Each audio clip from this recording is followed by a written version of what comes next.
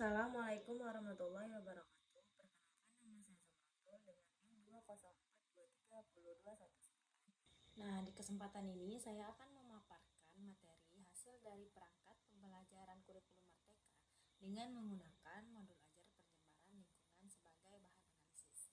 Nah, dalam presentasi ini saya akan membahas 3 hal utama landasan kurikulum Merdeka yang digunakan dalam modul. Kedua hasil tersebut mempelajari meliputi capaian pembelajaran, alur tujuan pembelajaran berdiferensi, dan asesmen otentik. Nah, ketiga, penguatan karakter melalui proyek penggunaan profil Pancasila serta nilai Rihmatul lil Alamin.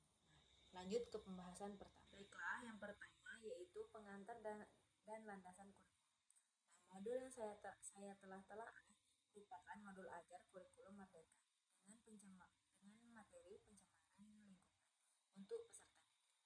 Nah, dalam kurikulum tersebut, pembelajaran tidak lagi menggunakan kompetensi inti dan kompetensi dasar seperti pada kurikulum 13. Sebagai gantinya digunakan capaian pembelajaran yang disusun berdasarkan fase perkembangan peserta didik. Dengan demikian, pembelajaran menjadi lebih fleksibel, lebih berpusat kepada siswa. Modul ini juga model pembelajaran problem based learning, yaitu PBL. Model ini mengajak peserta didik untuk mempelajari melalui penyelesaian masalah. Nah, modul ini juga menggunakan model pembelajaran PBL, yaitu problem based learning.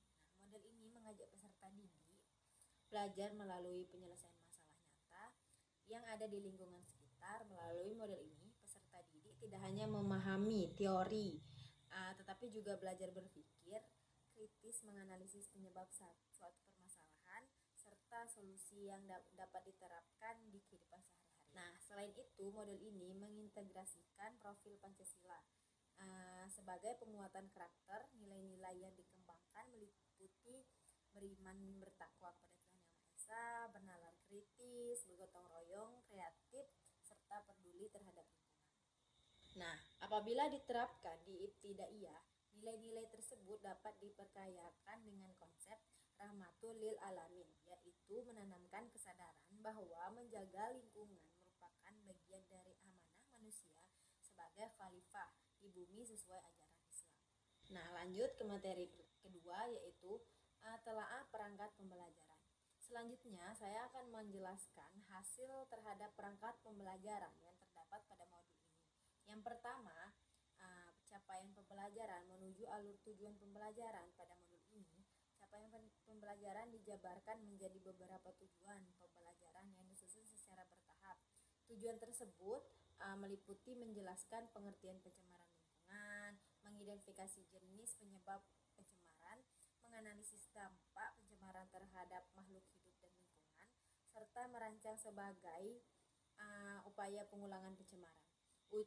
Urutan tujuan tersebut menunjukkan adanya peningkatan kemampuan peserta didik melalui pemahaman konsep, menganalisis suatu permasalahan, hingga menghasilkan suatu yang telah diterapkan dalam kehidupan nyata.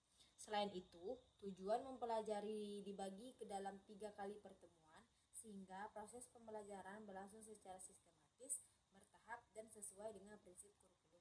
Nah, selanjutnya yaitu pembelajaran berdiferensiasi.